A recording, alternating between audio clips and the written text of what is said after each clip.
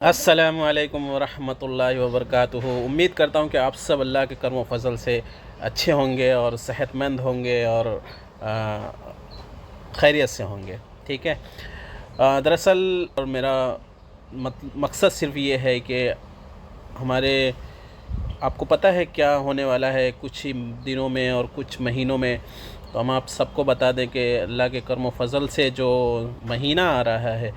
جو ہمارے لیے ایک خوش نصیبی کی بات ہے، جو ہمارے لیے ایک خوش اسلوبی کی بات ہے کہ رمضان المبارک کا مہینہ ہماری زندگی میں ایک بار پھر سے آ رہا ہے۔ ہم اس میں حیات ہیں، ہم اس میں زندہ جاوید ہیں۔ اللہ کا لاکھ لاکھ شکر ہے کہ ہم اس رمضان المبارک سے انشاءاللہ اللہ کی ذات سے پر امید ہیں کہ ہمیں اس رمضان کی ہر ایک لمحے، ہر ایک سیکنڈ، ہر ایک منٹ میں ہم سرفراز ہوں گے انشاءاللہ۔ اللہ کی ذات سے پر امید ہے ہمیں، تو ہم انشاءاللہ آپ کے سامنے کچھ احادیث پیش کریں گے رمضان کے متعلق، جو ہمیں اس رمضان میں تیاری کرنا چاہیے۔ شاید ہم نے ابھی تک تیاری نہیں کی ہے، اور ہمیں ساری تیاریاں ہماری ہو جاتی ہیں، ہر قسم کی تیاریاں ہم بخوبی انجام دیتے ہیں، لیکن اللہ اور اس کے رسول کے لیے اور ہمیں دین کے لیے ہم اپنی تیاریوں کو پیچھے ڈھکیل دیتے ہیں۔ ہم تیاریاں نہیں کر پاتے کہ جو چیزیں ہمارے سامنے آ رہی ہیں، جو ہمیں ہماری آخرت کو سنوارنے کے لیے جو ہمیں مہینہ آ رہا ہے، ہم اس کے لیے تیار نہیں ہیں، ہمارے اس کے لیے کوئی پلاننگ نہیں ہے۔ ہم اس کے لیے کیا کیا سوچ کر رکھے ہیں کہ ہم کس طرح تلاوت کریں گے، کس طرح نماز پڑھیں گے، کس طرح تہجد پڑھیں گے، کس طرح اپنے آپ کو اندر چینجز لائیں گے، کس طرح اپنے دل کو صاف کریں گے،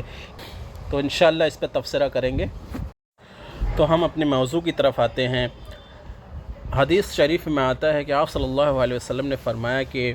جو کوئی رمضان کی راتوں میں ایمان رکھ کر اور ثواب کے لیے عبادت کرے تو اس کے اگلے گناہ بخش دیے جاتے ہیں۔ یہ بخاری شریف کی حدیث ہے۔ تو سوچئے کہ اللہ تعالیٰ نے ہمیں کتنا بڑا ہم پر احسان کیا اس مہینے میں، اور اس مہینے کی راتوں میں، خاص طور پہ اس مہینے کی جو رات ہے بڑی ہی افضل اور بڑی ہی معتبر ہوتی ہے۔ تو اس میں اللہ تعالیٰ نے ہم کو ہر چیز کی فیسلٹی دی ہے کہ میرا ہر بندہ اپنے گناہوں کی تلافی کر لے، اللہ سے رشتہ ہم جوڑ لیتے ہیں۔ تو اس حدیث میں یہی بیان کیا گیا ہے کہ جو کوئی اپنے یقین رکھ کر، ایمان رکھ کر اللہ کی خاطر، اللہ کے لیے، اللہ اور اس کے رسول کے لیے راتوں کو جاگتے ہیں اور اللہ کی عبادت کرتے ہیں، تو اللہ اس کے پچھلے سارے گناہ معاف کر دیتے ہیں۔ دوسری حدیث میں آپ صلی اللہ علیہ وسلم نے فرمایا کہ جس کے رمضان کے روزے ایمان اور خالص کی نیت ہوتی ہے، مطلب ان کی بنیاد، جو ان کی بیس جو ہے وہ خالص ایمان اور خالص نیت کے سبب اگر وہ روزے رکھتے ہیں تو ان کے پچھلے گناہ بخش دیے جاتے ہیں۔ یہ حدیث بھی اسی ہے کہ ہم روزے صرف اللہ اور اس کے رسول کے رکھیں، ہم صرف اللہ کو پانے کی خاطر، اللہ کو راضی کرنے کی خاطر ہم روزے رکھیں، اور ہمیں اللہ کی ذات سے امید ہے کہ اللہ ہمارے سارے گناہ بخش دے گا انشاءاللہ۔ پڑھتے ہیں اگلی حدیث کی طرف۔ حضرت صلی اللہ علیہ وسلم اپنے حجرے سے نکلے تاکہ لوگوں کو شب قدر کی بارے میں بتائیں۔ شب قدر بتانا چاہ رہے تھے آپ صلی اللہ علیہ وسلم، اپنے حجرے سے نکلے، لوگوں کو شب قدر بتانا چاہتے تھے۔ وہ کون سی رات ہے؟ اتنے میں دو مسلمان آپس میں لڑ پڑے۔ آپ صلی اللہ علیہ وسلم نے فرمایا، میں تو اس لیے باہر نکلا تھا کہ تم کو شب قدر بتلاؤں، اور فلاں فلاں آدمی لڑ پڑے تو میرے دل سے یہ بات اٹھا لی گئی، اور شاید اسی میں کچھ بہتری تمہارے لیے بہتری ہوگی۔ تو اب ایسا کرو کہ شب قدر کو رمضان کی 27ویں، 29ویں، 25ویں رات میں ڈھونڈا کرو۔ اس حدیث سے ہمیں یہ پتہ چلتا ہے کہ شب قدر جو ہے وہ آپ صلی اللہ علیہ وسلم کو بتائی گئی تھی، متعین جو ایک ڈیٹ ہوتی ہے، جو اس کی تاریخ ہوتی ہے، متعین بتائی گئی تھی، لیکن آپس میں دو مسلمان آپس میں لڑ پڑے، جس کی وجہ سے آپ صلی اللہ علیہ وسلم کے دل سے یہ بات اللہ تعالیٰ نے اٹھا لی۔ تو لیکن آپ صلی اللہ علیہ وسلم نے اشارتاً یہ دے دیا کہ شب قدر کو آخری 10 کی طاق راتوں میں سرچ کرو، انہیں ڈھونڈو، انہیں پالو۔ اس سے یہ لیکن ہمارے نوجوان کا کیا حال ہے کہ وہ صرف 27ویں رات کو جاگتے ہیں، اور 27ویں رات کو متعین کر لیا انہوں نے، شب قدر کی رات کو 27ویں کو متعین کر لیا۔ وہ اسی رات میں قبرستان جائیں گے، اسی رات میں وہ جا کر نمازیں پڑھیں گے، قرآن کی شریف کی تلاوت کریں گے، مسجدوں کو سجائیں گے۔ آپ صلی اللہ علیہ وسلم نے کوئی ایسا ڈیٹ فکس تو نہیں بتائی ہے کہ مطلب اسی 27ویں رات کو شب قدر معین ہے،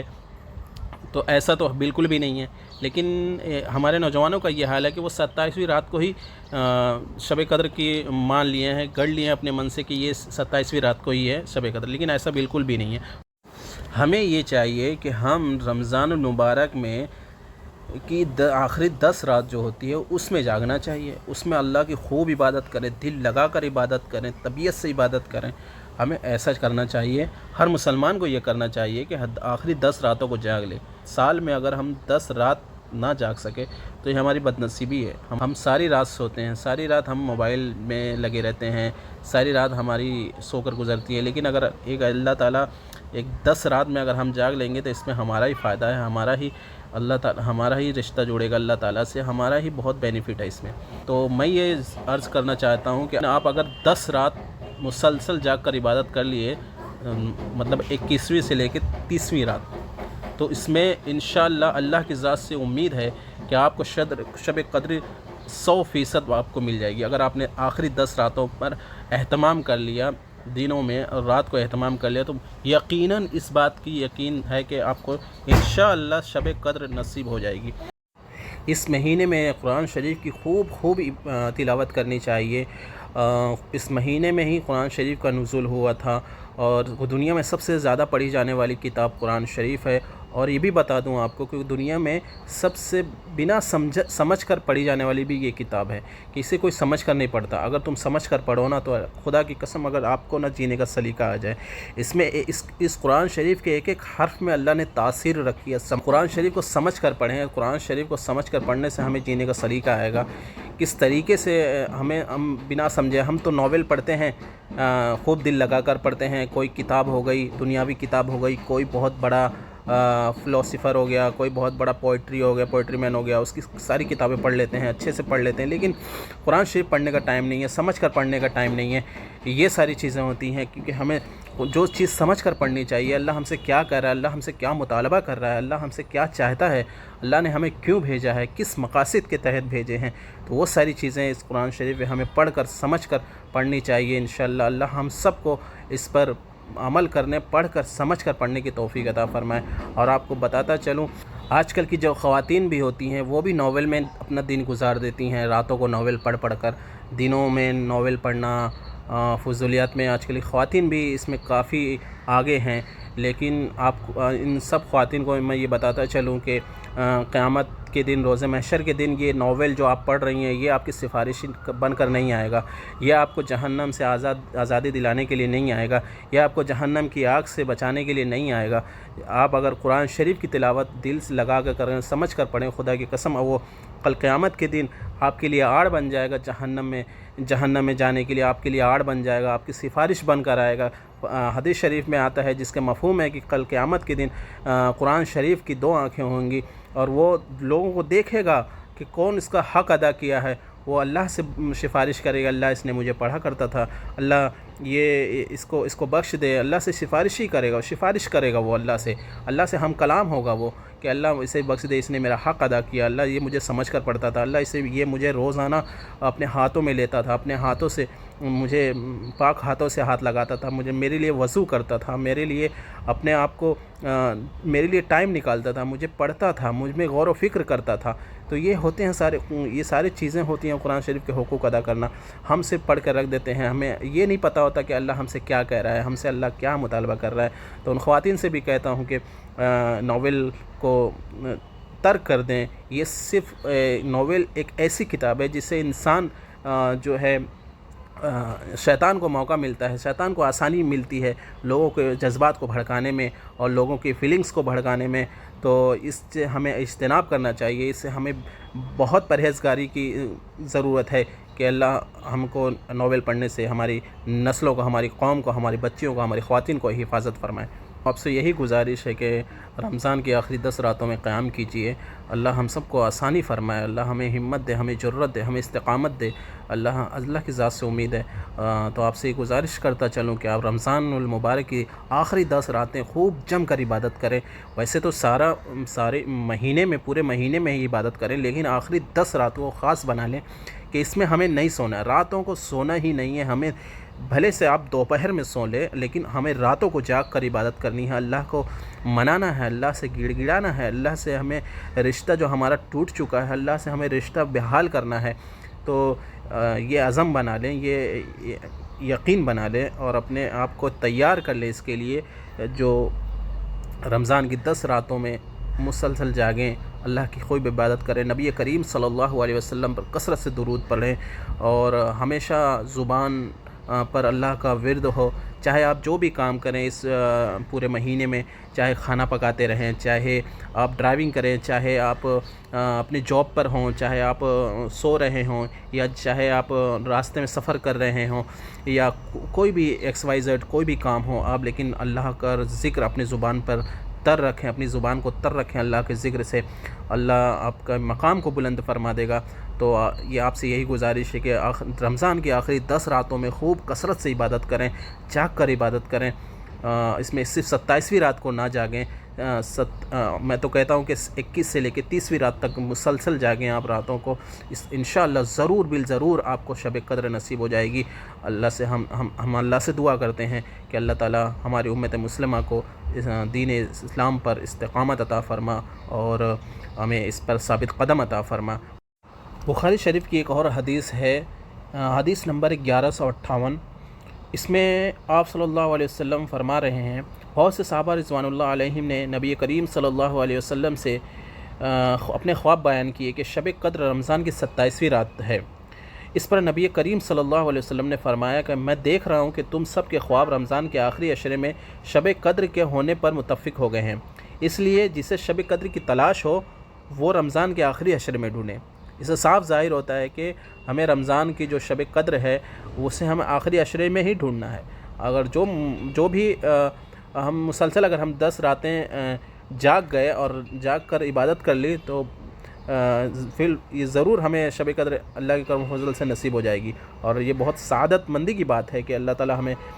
10 راتوں کو جاگنے کی توفیق عطا فرمائے۔ رسول اللہ صلی اللہ علیہ وسلم نے فرمایا جب رمضان آتا ہے تو جنت کے دروازے کھول دیے جاتے ہیں اور جہنم کو بند کر دیا جاتا ہے، اور شیطان کو بھی جکڑ دیا جاتا ہے، زنجیروں میں شیطان جکڑ دیا جاتا ہے۔ لیکن شیطان تو زنجیروں میں جکڑ دیا جاتا ہے، لیکن ہمارے اندر کا جو شیطان ہے اسے جکڑنا بھی بہت ضروری ہے، بہت اہم ہے کہ ہم بھی اس کو جکڑیں، اس کو ختم کریں۔ ہمارے اندر کی جو شیطانیت ہے، جو حیوانیت ہے، اور جو ہمارے اندر کی برائی ہے، جو ہمارے اندر خرافات بھرے پڑے ہیں، اس پر بھی ہمیں غور و فکر کرنا چاہیے۔ سارے مسلمانوں کو غور و فکر کرنا چاہیے، مسلمانوں کی مدد کرنی چاہیے، مسلمانوں کے اس میں خوب صدقہ کریں۔ اللہ تعالیٰ کا غضب جو ہے صدقے سے ٹھنڈا ہوتا ہے، تو اللہ تعالیٰ صدقے سے بیماریوں کو دور فرماتے ہیں۔ تو اس مہینے میں خوب صدقہ کیا کریں۔ رسول کریم صلی اللہ علیہ وسلم نے فرمایا جب رمضان کا مہینہ آتا ہے تو آسمان کے تمام دروازے کھول دیے جاتے ہیں اور شیاطین کو زنجیروں سے جکڑ دیا جاتا ہے، ٹھیک ہے نا؟ تو یہ حدیث ہے، تو آسمان کے سارے دروازے کھول دیے جاتے ہیں، اللہ تعالیٰ آسمان اول پر آ جاتے ہیں، جبرائیل علیہ السلام نازل ہوتے ہیں شب قدر کے دن۔ تو یہ بہت ہی بڑا فضل ہے اللہ تعالیٰ کا، بہت ہی بڑی مہربانی ہے کہ اللہ تعالیٰ نے ہمیں ایسا مہینہ عطا فرمایا جس میں ہم گنہگاروں کی، ہماری لغزشوں کی، ہماری برائیوں کی معافی ہو جاتی ہے، تلافی ہو جاتی ہے، سارے کچھ معاف ہو جاتے ہیں، جو ہمارے ماضی کے گناہ ہیں، جو بھی ہمارے گناہ ہیں اللہ تعالیٰ ہم سارے گناہوں کو معاف فرما دیتے ہیں۔ تو جو بھی ہم سے لغزشیں ہوئی ہیں ہم سب مل کر اس رمضان المبارک میں اللہ سے گڑ گڑا کر دعا مانگیں، اللہ سے ہزاروں قطار رو کر دعائیں مانگیں کہ اللہ ہمیں معاف فرما دے، اللہ جو بھی آگے ہوا آگے نہیں ہوگا، اللہ ہم توبہ کرتے ہیں، اللہ ہم عہد کرتے ہیں اللہ آگے ایسا نہیں ہوگا، ہم جو بھی برائیاں مجھ میں ہیں اللہ ہمیں اس سے ترک کرنے کی توفیق عطا فرما۔ تو ہمیں اس دعا کو اس سے پتہ چلتا ہے کہ رمضان المبارک کتنا عظیم مہینہ ہے، کتنا معتبر مہینہ ہے، کتنا ہی ہمارے لیے خاص بنا کر بھیجا گیا ہے، یہ مسلمانوں کے لیے، ہمارے لیے، ہماری قوم کے لیے ایک بہت ہی بڑا پیکیج ہے اللہ تعالیٰ کی طرف سے، جو ہر مسلمان کو اس سے فائدہ اٹھانا چاہیے، ہر مسلمان کو اس سے آشنا ہونا چاہیے۔ تو مسلمانوں، میرے بھائیوں، اس میں آپ سے یہی کہتا چلوں کہ اپنے گھر والوں کو، اپنے بچوں کو، اپنے خواتین کو،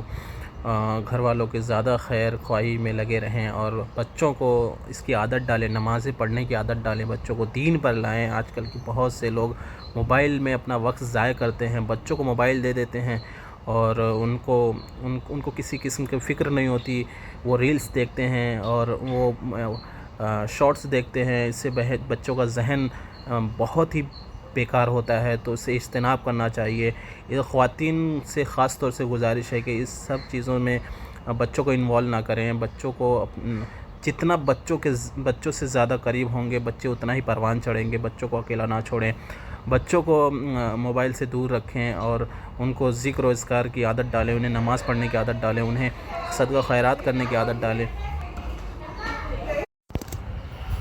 تو دوستو ملتے ہیں، اجازت دیجیے گا، ملتے ہیں اگلی ویڈیو میں انشاءاللہ۔ تب تک کے لیے اپنا خیال رکھیے، اللہ سے تعلق بنائے رکھیے اور اپنا بہت بہت خیال رکھیے، ہمیں بھی اپنی دعاؤں میں یاد رکھیے۔ اللہ ہمارے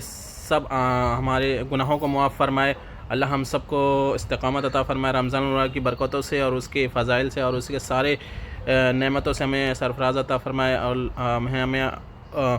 اللہ تعالیٰ سے ہماری دعا ہے کہ تمام مسلمانوں کو رمضان المبارک کی ساری برکتیں نصیب ہوں، اور امت مسلمہ کی، خاص کر امت مسلمہ کی دعائیں کیجیے، غزہ کے لیے دعائیں کیجیے۔